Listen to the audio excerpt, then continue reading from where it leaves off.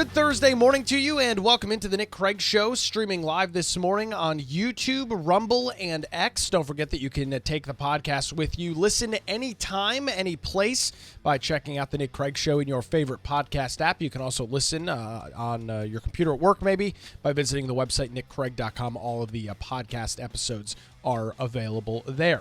Well, I've heard in regards of over our monthly hangouts that we do for our exclusive Patreon members, those folks that support over at patreon.com/Nick Craig, about increasing some viewer engagement. And obviously, we've got our live chat on YouTube, Rumble, and X. But the recommendation was to bring forth a way for folks to text or call their comments into the show. And we are going to start off with texting this morning. We've got a brand new text line set up where you can text in your comments while we are live between around 7 and 8 o'clock Eastern, or after the fact if you've got some additional comments. That text line is 910-377-6425. That's 910-377-6425, where you can text in your comments this morning, and we'll do our best to get to those throughout the program. And what it was, a busy night in North Carolina last night as Attorney General Josh Stein, or former Attorney General Josh Stein, what I should say, now Governor Stein, gave his first State of the State address talking about a variety of issues affecting the state of North Carolina.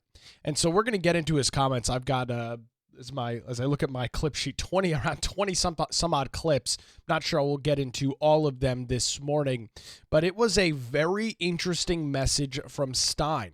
For the most part, it stayed, at least from the public view, the words actually coming out of Stein's mouth, it was not overly political.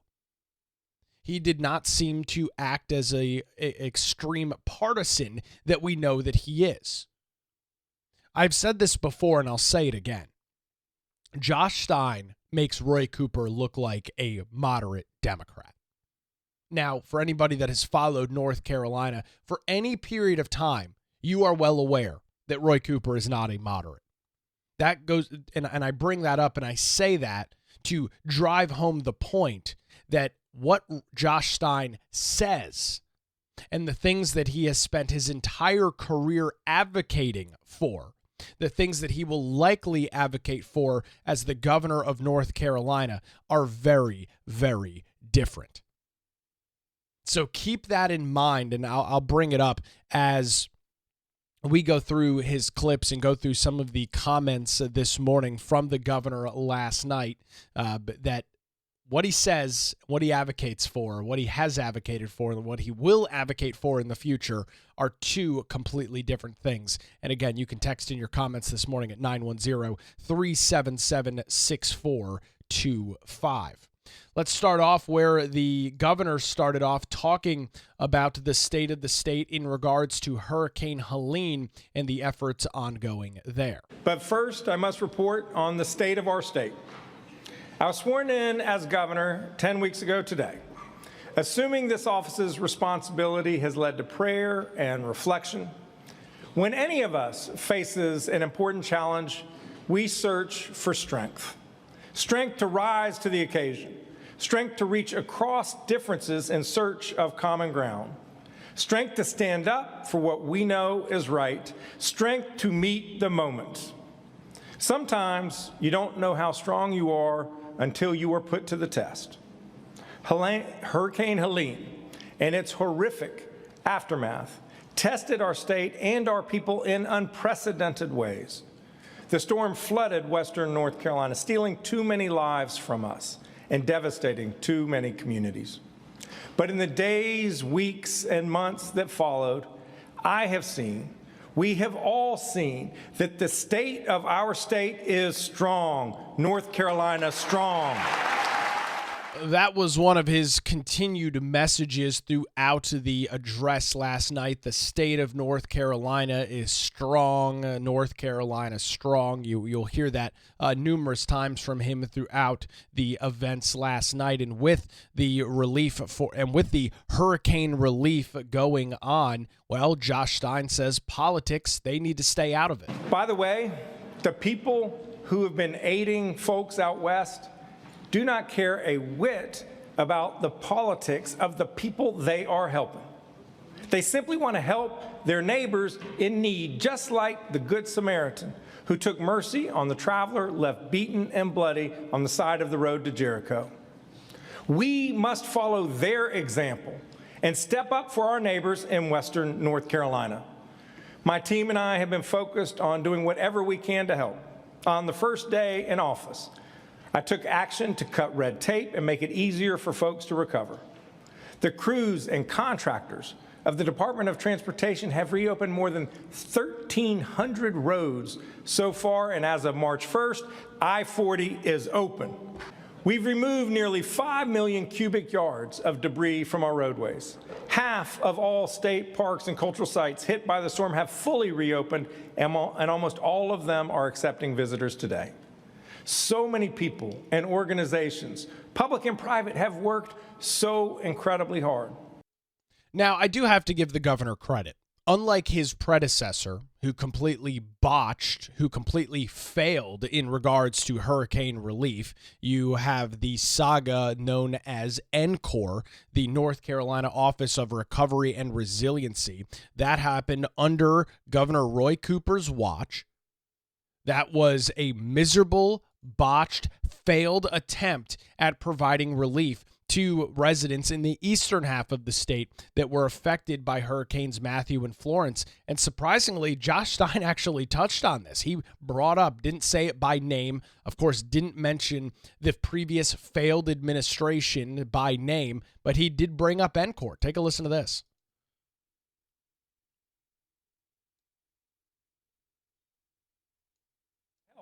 Folks who lost everything to Hurricanes Matthew and Florence. Folks who just want their home back. The bill that we're waiting on also includes funding to help them move forward as well. And no matter where you live, if disaster strikes, we will be there for you here in North Carolina. And I appreciate the words there from the governor, that we will be here for you, right? He mentioned that a lot as well. But the reality is this. Individuals in the state of North Carolina have a little bit of buyer's remorse in regards to hurricane relief. They have watched a Democratic administration over the last 8 years that has completely, and I can't state it any more clearly than that, this previous administration under Roy Cooper completely failed the people of eastern North Carolina in regards to hurricane relief. There's no way to sugarcoat it. There's no way to try and masquerade what went on. It's as clear as day, folks. NCOR had one goal and one objective. Provide relief to folks affected by Hurricanes Matthew and Florence, which, by the way, Matthew hit the state in 2016. Provide relief for those individuals. And here we are some 8 years plus later, and NCOR still has more than 1,000 people that are not living in their homes. More than 1,000 people that are still struggling to get the relief that they need, get the help that they need. Oh, and by the way, while all of this has gone on, NCOR has mismanaged their money completely. They have failed to provide the relief that they should have. And so he talks about, we can't forget about the folks' things. I appreciate the words. I appreciate the acknowledgement of the issue. But what's actually going to be done about it? Because as we sit here right now, NCOR needs more than $100 million to continue. And with that, we're just going to magically assume that they're going to fix and solve the problems of the past. I just don't buy it. And it's why I'm so hesitant when President Trump talks about disbanding and dismantling FEMA and moving relief directly to the states. Because Democrats in North Carolina are incapable of dealing with hurricane relief. Don't shoot the messenger. It's not my fault. The track record is there. The evidence is there.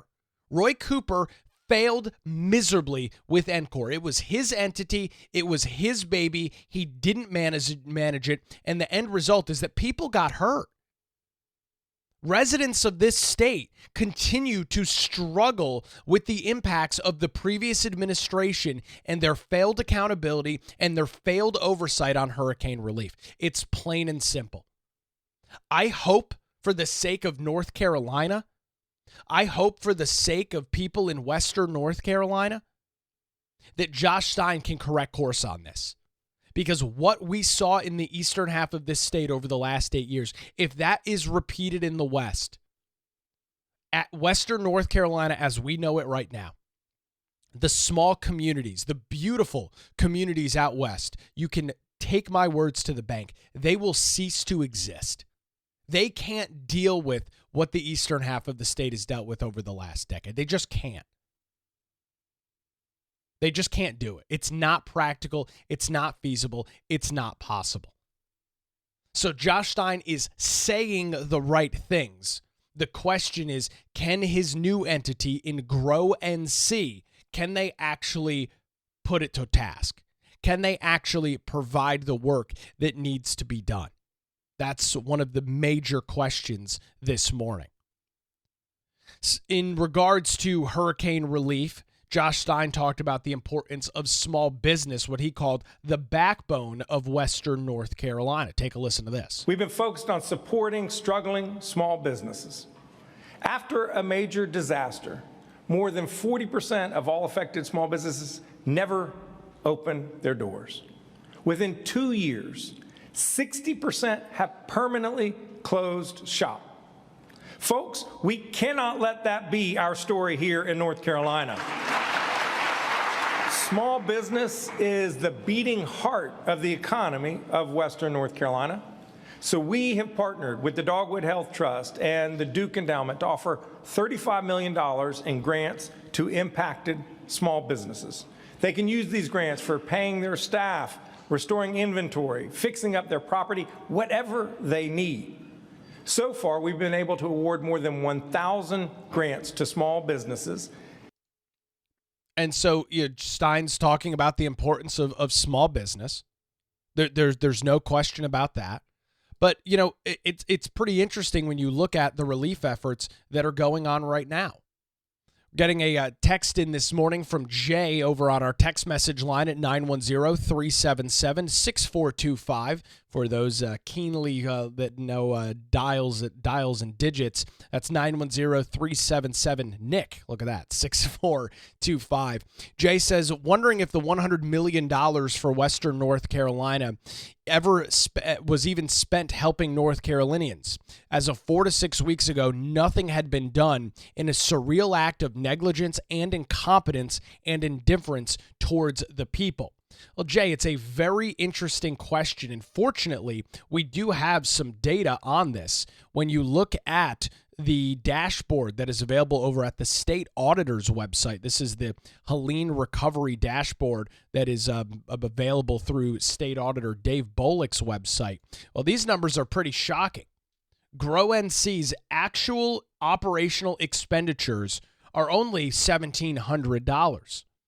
Meanwhile, for Grow NC, the group that is responsible for hundreds of millions of dollars in relief and aid, well, their estimated annual payroll is $1.31 million. So again, the talk is good. The comments are good. I appreciate them. But we need to see action.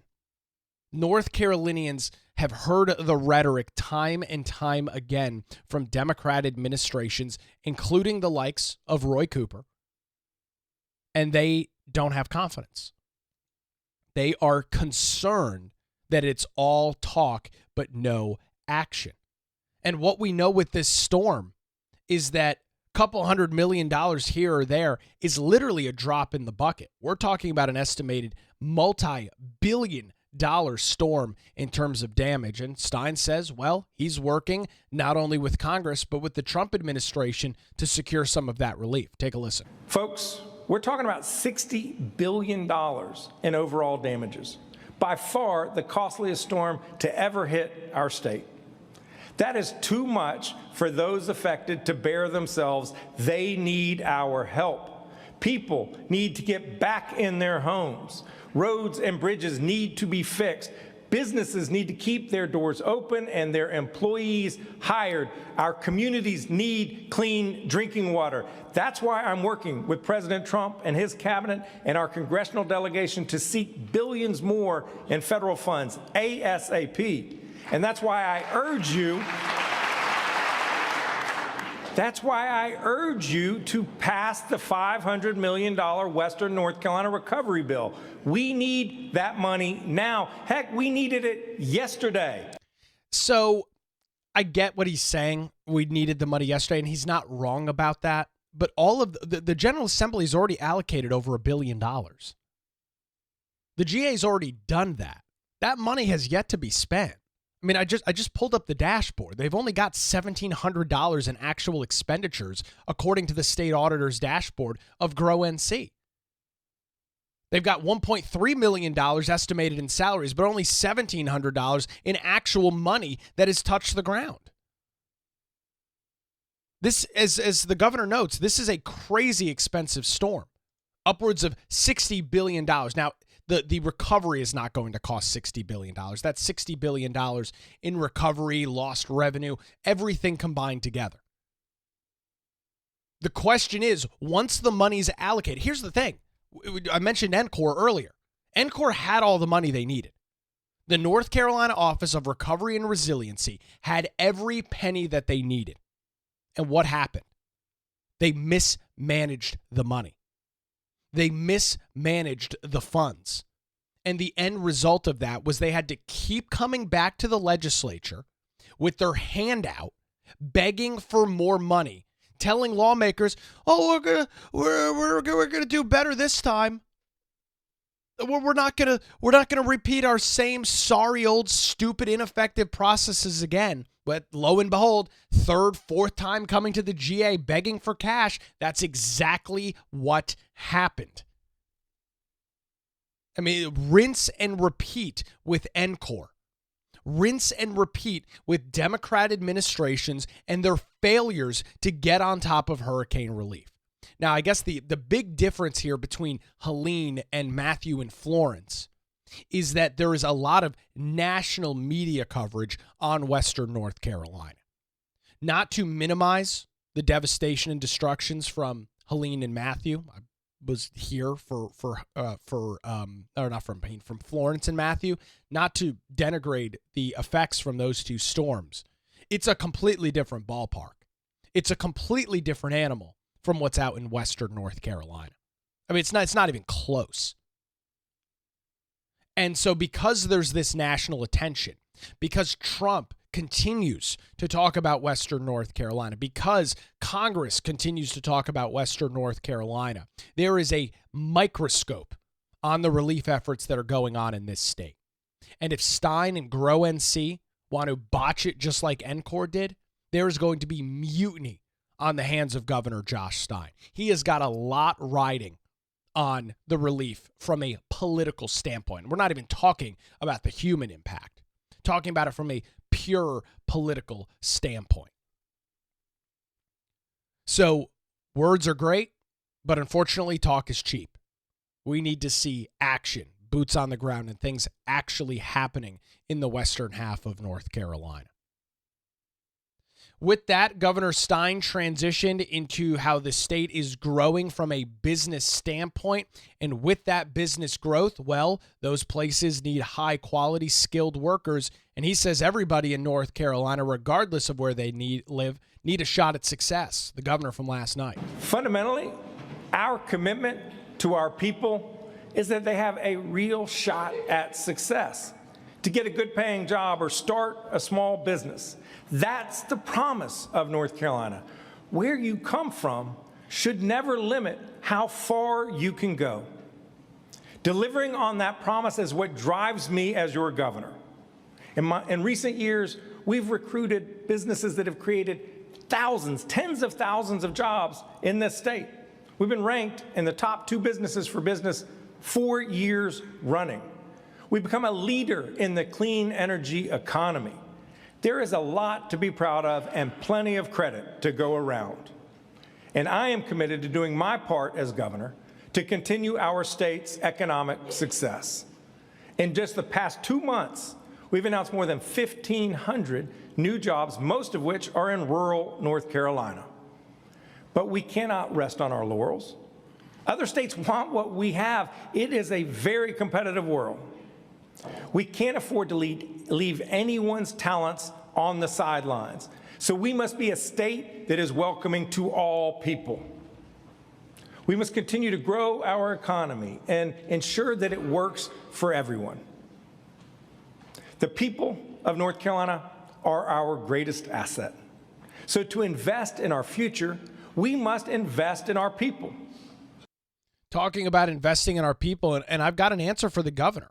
How do we make sure that the state is welcoming to everybody? Wink, wink, nod, nod there from Governor Stein, Democrat Governor Stein. Get government out of the way. Cut taxes. Reduce regulation. Cut bureaucracy. Cut bloat. Cut red tape. You want to make the state welcoming to business? You want to make the state welcoming to individuals that want to move here to employ people? Get government the hell out of the way. That is the simplest and most effective means for business growth in any state. And fortunately, due to good Republican conservative leadership in the General Assembly over the last decade plus, that's what's been going on. Business and personal taxes continue to drop. Burdensome regulation, burdensome red tape on businesses continue to be cut. You want to talk about business growth? Government needs to step aside and allow business to do what business does best: operate, generate revenue, and employ people. Get government out of the way. One of the ways he talks about in regards to the skilled workforce is, well, he wants free community college. How we're going to pay for that? No clue. Our goal is to set the national pace in growing the number of skilled workers, including doubling the number of apprentices over the next 4 years and empowering hundreds of thousands of North Carolinians to get the credentials that they need to secure a good-paying job. So I'm proposing that for students getting certified in high-demand sectors like advanced manufacturing or healthcare or IT, that we provide them free community college. I am not opposed to what Governor Stein is talking about. I think if you've got individuals that are going into these fields, again, all of this surrounds driving business, driving economic growth in North Carolina. A rising tide raises all ships. We're well aware of this. That there needs to be free community college for individuals looking at getting certain degrees in certain programs. I agree with that. And so the question is, how do you pay for it? Raising taxes is not the solution. If the General Assembly wants to cut waste and cut bloat, cut nonsense and garbage out of the budget to fund this, I'm totally fine with that. But we are not going to raise taxes to provide free community college. That is not, it has a counterintuitive effect to what it's trying to do. The idea, I think, is a good one. And you talk about luring these businesses into a very competitive national economy where you've got so many states that are offering big-time incentive packages to businesses, which North Carolina should not be in the ballpark of, but they are anyway. How do we drive business? How do we drive growth? A skilled workforce, highly skilled labor. And so if government wants to cut bloat and fat to provide that free community college, sign me up. I'm all in favor of it. And with this growth, with these businesses moving here, with so many individuals from the Northeast heading down south, escaping the awful climate and the terrible political environment, well, that has caused a huge housing crunch. It's a major issue here in Wilmington, New Hanover County, and southeastern North Carolina as a whole. Here's Governor Stein's comments on housing. North Carolina is the third fastest growing state in this country after Texas and Florida. But our housing supply has not kept up. To keep prices down, we need more housing of all types: single family, duplexes, triplexes, apartments, condominiums, special needs housing. We can find bipartisan solutions to high housing costs if we work together. So let's do it, and let's get more homes for our people. And the answer to this is very simple. Talks about a bipartisan solution for more housing. Housing is one of the quintessential examples of where government is too involved. I am not advocating for getting rid of building codes. I'm not advocating for cutting out regulation in regards to building. That's not what anybody is advocating for. But there is so much work that goes on. There is so much waiting and so much bureaucracy and paperwork and stupid nonsense that housing, apartment, and condo developers have to go through to pop up a structure, whether that be a single-family home or a high-rise apartment building. It makes it very unaffordable to do so. And so what do they do when it costs so much more to build a house because of regulation? Well, the developers don't eat the cost. The owner of the apartment doesn't eat the cost. They pass it on to their tenants. They pass it on to their buyers. That cost gets absorbed by individuals buying homes and renting apartments and buying condos. Right? That's the impact of government. When the process is delayed, slowed down, dragged out, time is money. And these developers factor that into the cost of building a new residential housing unit, building a new apartment, building a new condo. You want a true bipartisan solution? As I mentioned, get government out of the way. That is the easiest, simplest, and best solution and answer. We don't need more laws. We don't need more regulation from the government to make housing more affordable. You want to talk about being counterintuitive? Talk about regulation and making things happen quicker. Those two things cannot exist in the same sentence. You can't increase regulation, increase bureaucracy and red tape, and expect things to get done faster, even if you mandate it. It's just not how it works. It's just not the process at all. So you want the true bipartisan solution? Start cutting regulation, start cutting red tape, and start cutting bureaucracy. If that's what the governor's talking about, again, all in favor of it. And I found this to be rather interesting. Governor Stein talking about people moving to North Carolina, the business climate. He talked about cutting taxes, not something you typically hear from Democrats at all. To make North Carolina a state where people thrive, we need to invest in children and their families by cutting taxes for middle-class families. We can cut taxes. We can cut taxes to help families manage the cost of raising a child. We can cut taxes to make child care more affordable. We can cut taxes on working families to put more money in their pockets, lift children out of poverty, and stimulate local economies. These three targeted tax cuts are what being pro-family looks like. But see, here's the issue with that. Why are we looking at three targeted tax cuts? Why are we not just talking about reducing, and fortunately Republicans in the GA are doing this right now, but why are we not talking about across the board cutting North Carolina personal income tax? Why are we focusing on child care and things of that nature? Why just cut taxes? If you lower individuals' personal income tax, that means they get more in their paycheck each and every month or biweekly, however you get paid. You get more immediately, and then you potentially owe less to the state government at the end of the year when you're filing your tax returns, as we head into April. That's the solution. I don't know why we have to cherry pick where we're cutting taxes from. Just cut taxes for individuals. It's called personal income tax for a reason. Cut that, and it's regardless of whether you make $40,000 a year or $400,000 a year. Cut the rate. Let people keep more of their own money so that they can put it to use, so they can spend it, investing in their business, shopping, going out to eat, all of the things that make the economy turn. When people have more money, they spend it.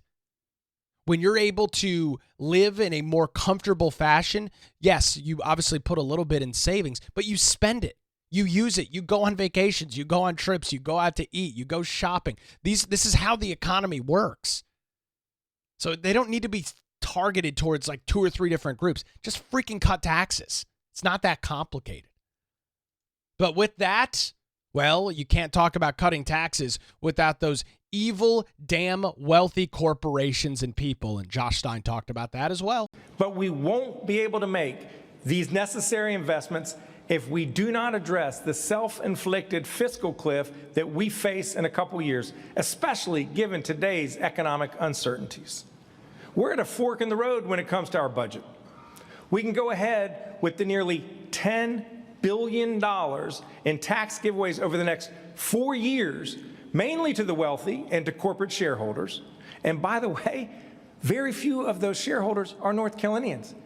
Heck, most of them aren't even American. Or we can help our neighbors recover from Hurricane Helene, invest in our public safety and public schools, provide targeted tax cuts to support our working families, and keep up with the needs of our fast-growing population. So what is it going to be? Are we going to give money to out-of-state shareholders or invest in North Carolina families? We cannot afford to do both. We should choose North Carolina's children and family every time. That is a very disingenuous synopsis of the situation. We are not giving free money to out-of-state shareholders or wealthy people that don't live in North Carolina. I believe what the governor is referring to is the General Assembly's plan to eliminate the corporate income tax. That's what he is referring to. That is not lining and padding the pockets of corporate shareholders in other states. It's cutting taxes for business so they can do what? Invest more in their business. And yes, does that mean that the business will make more money? Absolutely. But what do businesses do when they make more money? They invest it. They hire more people. They can spend more on R&D. He keeps going back to these targeted tax cuts for the middle class. We don't need targeted tax cuts. Just cut the freaking personal income tax rate. This is an example of saying one thing, but he will actively advocate against something else as time goes on. There is zero question in my mind about it. Zero question. Cut business taxes, cut personal taxes that will drive business activity to the state. It will put more money in the pockets of North Carolinians that they can spend. It is a win-win for everybody involved, except for one party. There's one party that doesn't win. And that is state government, because there's less revenue. And so what do? Well, then you cut back on all the nonsense. You start stripping away the bureaucracy, all of the bloat within the state government. We have like a $40 billion a year budget. Half of that goes to half of that immediately goes to public education, whether it's public schools or university systems. So what about the rest of it? How can we make government more efficient to do that? Well, Governor Josh Stein says he wants to start essentially the Department of Government Efficiency in North Carolina. Take a listen to this. Of course, we have to be fiscally prudent, to be smart about how we invest our taxpayers' dollars. That's why I'm directing my budget office to set up the Impact Center to ensure that our government is run effectively and efficiently, because people should know that their taxpayer dollars are being well spent. But let's get it right. Let's use a scalpel, not a chainsaw. Hugh. Little chainsaw Elon Musk joke there. The governor's budget office is not going to be the one that makes government more efficient and more effective. I can promise you that. This needs to come, and it's already happening at the General Assembly level. That's who needs to be creating a Doge equivalent in North Carolina. And fortunately, those plans are underway right now. You don't want Josh Stein and the progressive radicals that he has surrounded himself with in charge of making government more efficient and more effective. The reason we're in the mess right now is because of people like Josh Stein, because of the individuals that he has surrounded himself with that are big government, progressive, radical leftists that love spending money on pet projects, love gaming the system, and love spending other people's money. Do we need a Department of Government Efficiency in North Carolina? Hell yeah. But we sure as hell don't need it coming from Josh Stein's office. There needs to be incredible oversight from the GA on this, who is actually accountable to the voters, not some unelected group within the governor's budget office. That ain't the solution at all, I can promise you that. You can text in your comments live this morning at 910-377-6425. That's 910-377-6425. On the other side, Governor Stein started on teacher pay increases, taking a shot at the Opportunity Scholarship Program across the state of North Carolina, and also talked about a school bond, nearly $4 billion worth of improvement bonds across the state. We'll have those details coming up in just a few minutes as the Nick Craig Show rolls on this morning live on YouTube, Rumble, and X, and 24/7 wherever you get your podcasts. And welcome back to the Nick Craig Show, live on a Thursday morning on YouTube, Rumble, and X 24/7, wherever you get your podcasts. I want to remind you that you can support the show financially if you believe that you are getting some value out of the program each and every weekday morning. I encourage you to head on over to patreon.com/Nick Craig, a couple of different tiers available. You'll get access to the daily show notes and more, including our exclusive monthly hangout that takes place over on our Patreon at patreon.com/Nick Craig. I really appreciate everybody's support over the last almost 2 months since we began and embarked on this endeavor together. It is greatly appreciated over at patreon.com/Nick Craig.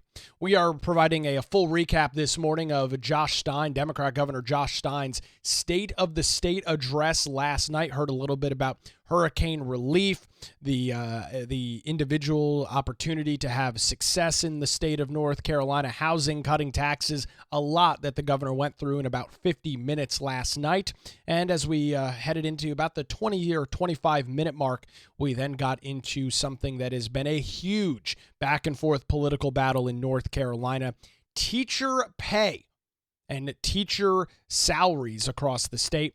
Here's how Josh Stein summarized it last night in Raleigh. A good teacher inspires their students. That's why we must recruit and retain the best. And that's why we must give teachers a real pay raise. Now, I'm going to stop the governor right there. This idea, a real pay raise, as opposed to what, a fake pay raise? Right, because if we actually look at the recent history, Republicans who have led the North Carolina General Assembly since 2012 have continued to advocate and continue to give teachers salary increases. Now, his predecessor and Governor Roy Cooper vetoed budget after budget that included teacher pay raises. Republicans have been the one giving teachers pay increases, not Democrats. And I'll take you back to 2008, under 100 plus years of Democrat control in the General Assembly.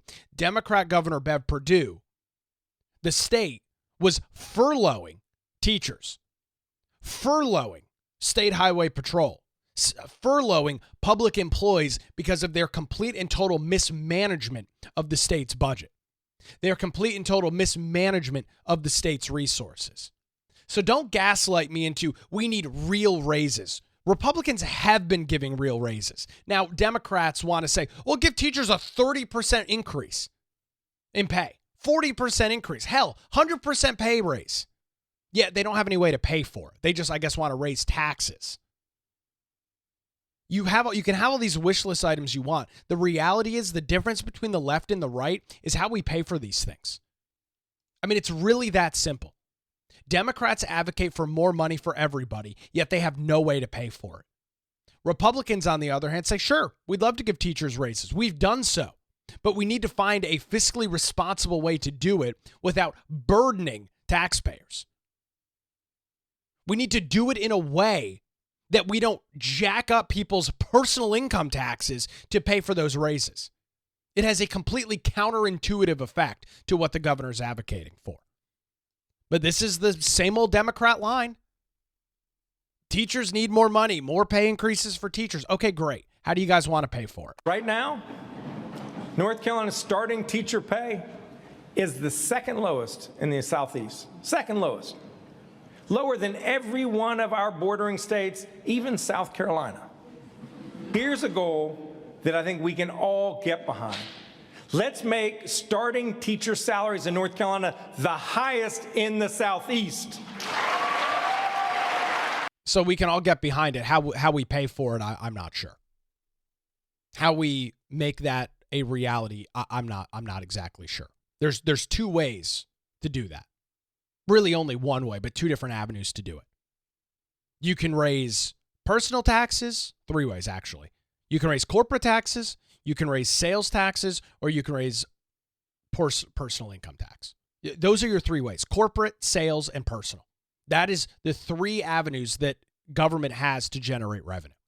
You either steal it from the businesses, steal it from the large businesses, steal it from the small businesses on sales tax, or steal it from the consumers right out of their paycheck. I mean, those are really your three options.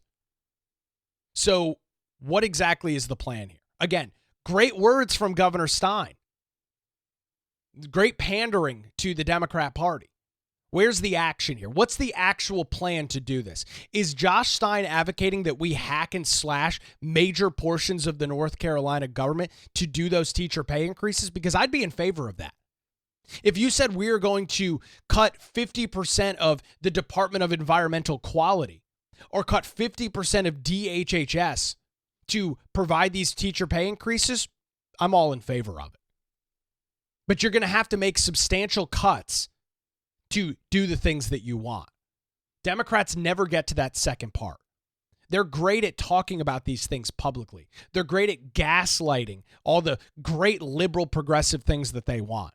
But there's never any substance as to how these things actually play out in reality, how these things are actually paid for. The state doesn't have a money tree. There's no money tree outside the GA where they can just pull cash off to pay for all of these things. Somebody's going to have to pay for it, or something's going to have to be cut to pay for it. Now, the governor's got one solution.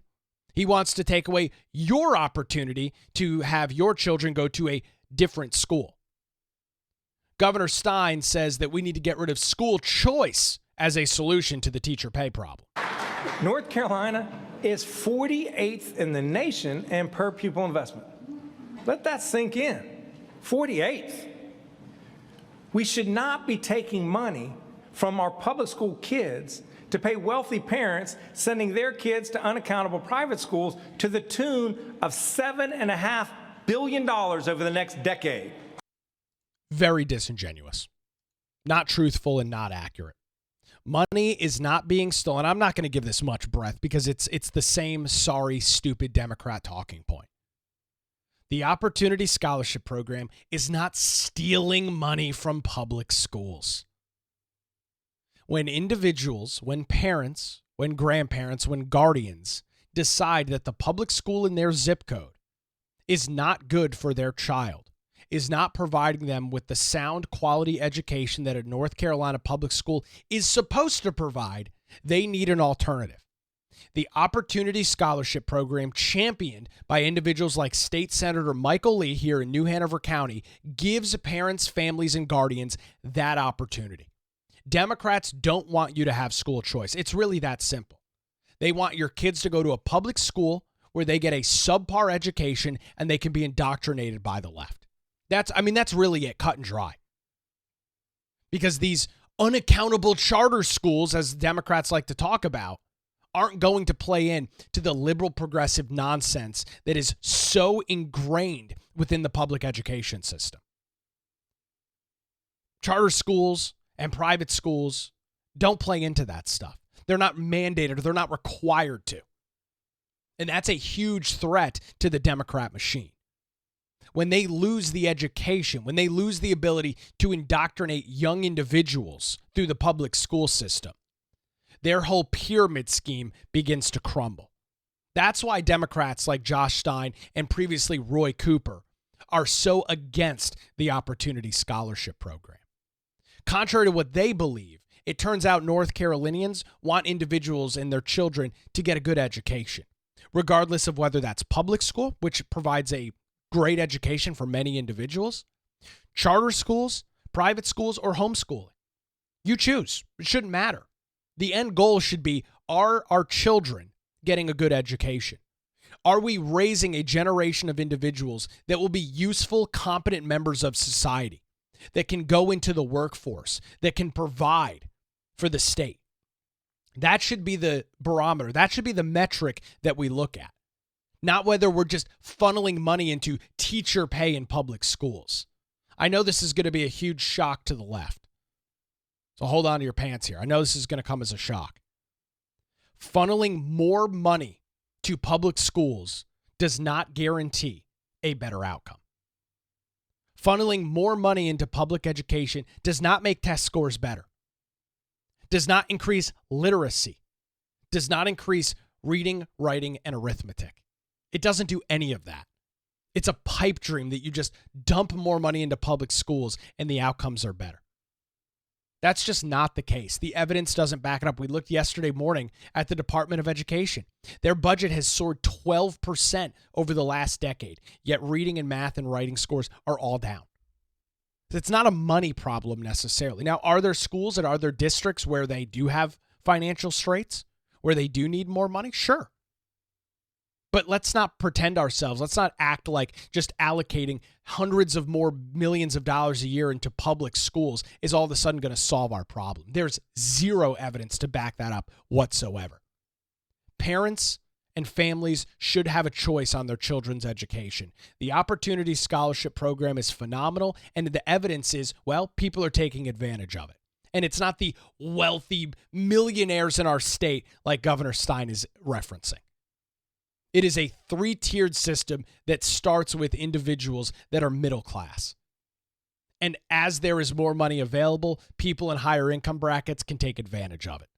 But let's, again, disingenuous, false, lying about the program. That's not how it starts. It specifically deals with middle class and lower income families first. Very disingenuous framing from Josh Stein. So what's the solution? Borrow more money. Josh Stein wants a $4 billion public school bond on ballots in North Carolina. Our students also need safe and well-built schools. Unfortunately, too many of our schools are overcrowded or use trailers or have old leaking roofs and broken heating and air conditioning. It is 2025. We should not have to send kids home from school because the heat doesn't work. We need safer, healthier, and more modern schools. So tonight, I'm proposing a $4 billion public school bond. And if you're not sure about it, let's let the voters decide. Well, I can already tell you how the voters will decide. They will not be in favor of a $4 billion public school bond. Are there facility issues that need to be dealt with? Absolutely. It's a big issue here in New Hanover County. So it's time to get creative, and it's time to figure out how to pay for this stuff. Maybe we need to look at cutting some of our central office staff, cutting some of our redundancies within the public school system to generate additional monies or reallocate additional monies for some of these things. Again, there's no magical money tree. $4 billion school bond is going to be more debt on the heads of North Carolinians. More debt, more borrowing. We've got plenty of money. We just have to use it in a more efficient and more effective manner. Governor Stein then transitioned to talking about school safety. We also need upgrades for safety, like cameras, fences around playgrounds, exterior locks, fewer access points to secure our school buildings from people who mean harm. Nothing is more important than keeping our kids safe. Really no argument, no real discussion there at all. School safety is a huge priority. And again, many school districts and the state as a whole has made a phenomenal effort in the recent years to increase funding for school safety. And it's been largely efficient and effective. The governor then transitioned over into public safety. He is the governor. He was previously the attorney general. He had some comments about that. I spent my last 8 years, as you know, as attorney general, working to keep the people of the state safe. or suing the North Carolina General Assembly and actively advocating against the General Assembly's priorities. But we'll just ignore that part. Sorry, Governor Stein. Go ahead. I spent my last 8 years, as you know, as Attorney General, working to keep the people of the state safe. And as governor, I am still at it. So I'm standing up for the people who protect our communities. We ask law enforcement officers to make tremendous sacrifices on our behalf. We ask them to run towards danger when the rest of us may flee. Time and time again, they say yes to protect and to serve. And he's right about law enforcement. When danger arises, they're running towards it, we're running away. This is a very different tone, however, from what goes on at the national level, where for over the last couple of years, you had Democrats, very radical progressive Democrats, I would argue maybe even a large wing of the Democrat Party, actively working against law enforcement. How many times under the Biden administration were there discussions and conversations from Democrats in Congress about defunding the police, which definitely equates to communities being less safe, which makes areas where people live less secure. For whatever reason, Democrats thought that was a great idea. Now, I will give Josh Stein credit for this. He is a very savvy, a very smart political operator. Josh Stein is not stupid. Josh Stein is not an idiot. He knows exactly how to play the political game. He is very, very savvy, and he has got an unbelievable machine behind the scenes that knows exactly what they need to do. It's very similar from the team that worked with Roy Cooper, who, contrary to whether you liked him or not, was a very effective governor. Did a lot in regards to his public image and his public perception. Mastered dealing with the people of North Carolina. While Joe Biden under the previous administration, while he had failing poll numbers in terms of approval, Roy Cooper was always above water. He did a phenomenal job at not getting tied up into these national narratives brought forth by the progressive left. And Josh Stein says, well, salaries need to increase for law enforcement officers and correction workers. As I travel the state, I regularly hear about law enforcement staffing shortages. Vacancies make it harder for law enforcement to do their jobs to keep us safe. That's why I am proposing salary increases for state law enforcement and correctional officers and signing bonuses for new officers, whether they are state or local. Let's make sure that we have more police officers on the beat. Let's show the nation that we put our money where our mouths are. In North Carolina, we value our law enforcement, that we invest in them the way that they invest in us. I mean, again, you talk about completely breaking from some of the narratives, some of the progressive left ideology. I would assume, and I think it's a fair assessment to say, that there were some members of the North Carolina General Assembly that last night, members of the Democrat Party, that were not cheering and clapping for those comments from Governor Stein. It is completely against their anti-police agenda, where they despise law enforcement. They actively advocate against law enforcement. They talk about cutting pay for law enforcement. Stein is a very, very smart political operator. He knows exactly what he's doing, and to his credit, he did it very efficiently last night. If you're a middle-of-the-road voter that does not follow politics very closely, and you watched last night's State of the State address, you would believe that Josh Stein is a middle-of-the-road politician, a middle-of-the-road elected official. Now, for individuals that do follow politics, folks that have been with me for some period of time, you know where Josh Stein stands on these issues. You know that he is a far left progressive radical in his ideologies. He kind of tiptoed around it a little bit. He brought up the teacher pay thing, brought up school vouchers. He dipped his toe in a little bit here and there. We know what he really stands for. We know what his ideology is. And I think I would summarize it like this. And I think this is a pretty good way to summarize last night. What you're seeing now across the United States from smart political operators like Josh Stein is they are beginning the process to walk back some of the radical progressive policies that are coming out at the national level. But there's one big problem with this. These individuals like Josh Stein and Gavin Newsom out of California is another great example. They have spent their entire political careers advocating for the opposite of what they say publicly.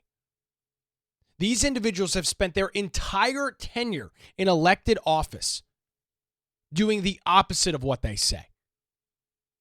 And so the question is, who's falling for it?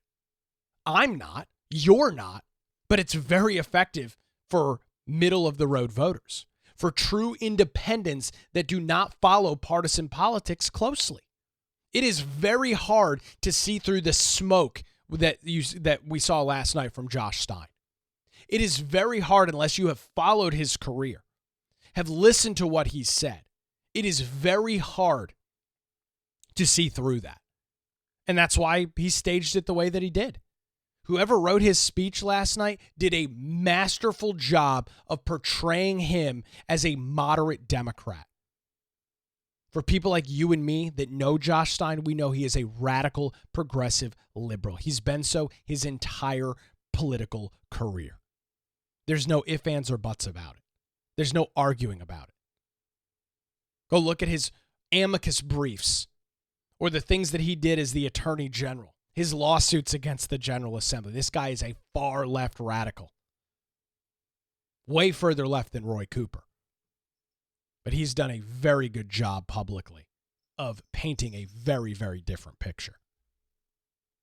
In regards to his time as the Attorney General, one of the big issues that Josh Stein dealt with was North Carolina being named the opioid capital of the country.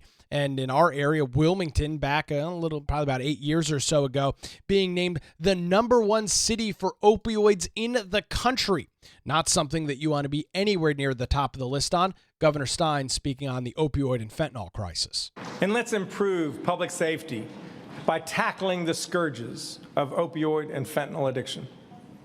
I first met Debbie Dalton after she experienced one of the most terrible tragedies that a parent can face. Her son, Hunter, was one of those larger-than-life personalities who made every person he met feel special. He loved golf and travel, and he beat Steph Curry in a free throw shooting competition at Davidson Basketball College. 3 days ago, Hunter should have turned 32. But at 23 years old, fentanyl tragically ended his life. There are thousands and thousands of stories like Hunter's, young people whose lives were taken too soon because of one of the deadliest drugs to ever poison this country. And too many North Carolinians are like Debbie. Parents, siblings, children, friends, people who will never get their loved one back. During my time as Attorney General, we made real progress combating the fentanyl crisis on a bipartisan basis, and we helped to reduce overdose deaths in the last couple of years. But even one death to fentanyl is one death too many. That's why I'm calling on the General Assembly to fund a fentanyl control unit of law enforcement and prosecutors dedicated to getting it off our streets. Yeah, sure, getting it off of our streets are great. But why don't we look at the root cause? Where's all this stuff coming from? Why is there so much fentanyl? Why are there so many opioids in the country? Well, the fentanyl is flowing across and did flow across our U.S.-Mexico border for the better part of 4 years, with drug cartels running the show south of the border. Again, under failed, weak Democrat leadership, a.k.a. Joe Biden and his border czar, Kamala Harris, they allowed the flow of fentanyl and dangerous overdose drugs into our country. So, sure, yeah, we need to get the drugs off the street, but why are they on the streets in the first place? How are they getting into the country? It's through your team and your policies, Josh Stein. You guys allowed the open border to exist for the better part of 4 years. Tens of millions of people streaming across the border. Mexican drug cartels trafficking women and young children across the border with drugs. You've got to take some responsibility on this. The task force, sure, get the stuff off the streets, absolutely. But how did it get here in the first place? That cannot be understated when we have this discussion about fentanyl and overdoses. Why is this stuff here in the first place? And with everything said, well, Governor Stein says that we need to be a little bit more bipartisan in the way that we get things done. Some interesting framing here from Governor Stein. What we've been talking about tonight, they're not red issues or blue issues. They are North Carolina issues. Of course, on some of them, we may differ about how best to get where we want to go. That's fine. That is the democratic process. But I am certain that if we come together across our differences, we can find common ground and make progress. If those of us who believe in the possibility of bipartisanship look to Washington, D.C., we will surely become discouraged. So is he calling out his own political party there? He mentions, if we look to Washington, D.C. for bipartisanship, we're going to be discouraged. Why? Because Democrats are going to shut down the government tomorrow because they refuse to work with Republicans in Congress, or specifically in the U.S. Senate, to work on a continuing resolution. Chuck Schumer says he's going to spike the football. Chuck Schumer says he's going to let the government shut down. So is Josh Stein talking about his own political party here? Of course, he's probably trying to talk about Republicans. But right now, it's the Democrats that have no interest in working across the aisle at all. And it's them that need to accept the responsibility and blame for the lack of bipartisanship. Of bipartisanship, look to Washington, D.C., we will surely become discouraged. But we do not need to be pulled into those political games. We can create something better, something forward-looking right here in North Carolina, and we can do it together. So there you go. We'll see. He wants to be bipartisan. We'll see as the General Assembly starts passing legislation that he disagrees with, if that's truly the case. Easy thing to say, harder thing to actually do in practice. You know, what made this State of the State address so interesting last night from Governor Stein is that it's such a new relationship between him and lawmakers. We have not gotten into the meat and potatoes of this legislative session to see really where the battle lines are going to be drawn. We have not dealt with veto overrides yet. We've not dealt with vetoes yet. We've not dealt with a budget yet. And until all of that stuff plays out, it's going to be interesting to see if Governor Stein's tune changes in regards to bipartisanship and working across the aisle. It's just too new of a relationship. He's been in office like 2.5 months. So easy to say, let's talk and reconvene on this in like 6 months or so. And as this goes forward, as Republicans continue to push forward their agenda in the GA, we'll see if the governor still feels the same way. And Governor Stein talked about some of the bipartisan efforts that have worked in the past, at least he says have worked, the disaster that was Medicaid expansion. For whatever reason, Republicans who actively advocated against Medicaid expansion for a decade gave Governor Roy Cooper a massive win 2 years ago.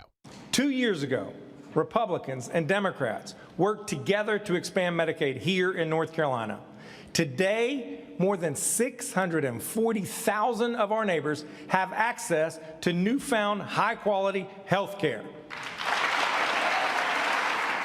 In our struggling rural hospitals, they have been given a lifeline.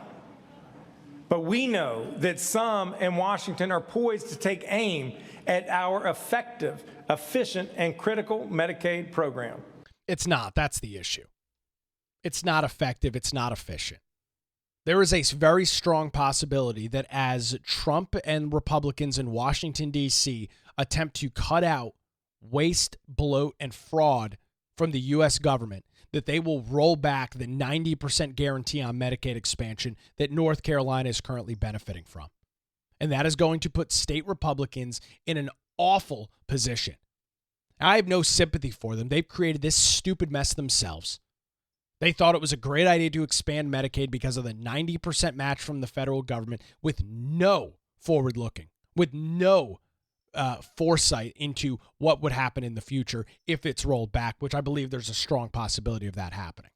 The cuts that Congress is considering would be absolutely devastating to the health of our people and our entire healthcare system. I have been urging Washington to follow our example by putting party aside and people first. Great. But we're, $36 trillion in debt. We've got a $2 trillion a year budget deficit that currently exists in the country. There's going to have to be some significant and huge changes that have to be made. Again, money's not unlimited. The government does not have a way to generate revenue outside of taxes. So if Governor Stein wants this to continue, I guess once again, he is advocating for raising taxes. That's how I read into it. And so with all of that said, in about 50 minutes yesterday from Governor Josh Stein, this is how he closed up his remarks in Raleigh in front of this joint session of the House and Senate. When we as Republicans and Democrats come together, that's when we make a difference for our people. We've made big things happen before, and we can do it again. We can help Western North Carolina recover from the most damaging storm in our history. We can grow our economy and make it work for more people. We can make sure that our workforce needs meet the needs of our people and our businesses. We can keep our communities safe, and we can put our kids first every time. That's because the state of our state is strong. North Carolina strong. Our teachers make us strong. Our law enforcement officers make us strong. Our small business owners, farmers, vets, child care workers, community college students make us strong. You, the people of North Carolina, make us strong. So let's come together and keep North Carolina strong. Thank you. May God bless you. May God bless the state of North Carolina. So overall, what appeared to be a relatively bipartisan address from Governor Josh Stein, not getting too much into the political weeds. Well, he did a really good job at phrasing it that way. He did a really good job at staging himself as a moderate Democrat that is willing to work across the aisle. And I hope that ends up being the case. But ladies and gentlemen, Josh Stein is not a brand new political figure. He has spent time in the General Assembly. He spent the last 8 years as the Attorney General of this state. We know what his political track record is. We know what he stands for. We know what he stands against.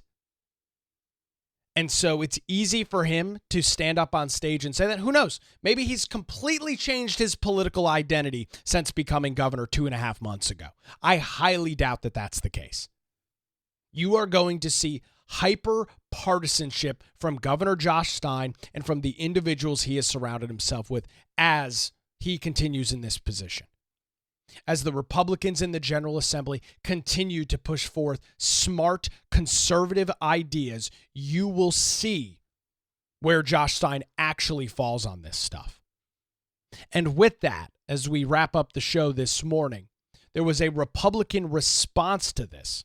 Representative Destin Hall, who is the leader of the North Carolina House, had some comments on the state of the state last night. Here's Hall's response on Democrats and their radical policies. I thought he did a phenomenal job. Take a listen. But if North Carolina Democrats want to continue the same old failed policies of Joe Biden and Kamala Harris, policies that left our borders open to criminal illegal aliens, sent inflation soaring, and allowed grown men to compete in women's sports, we won't stand for it.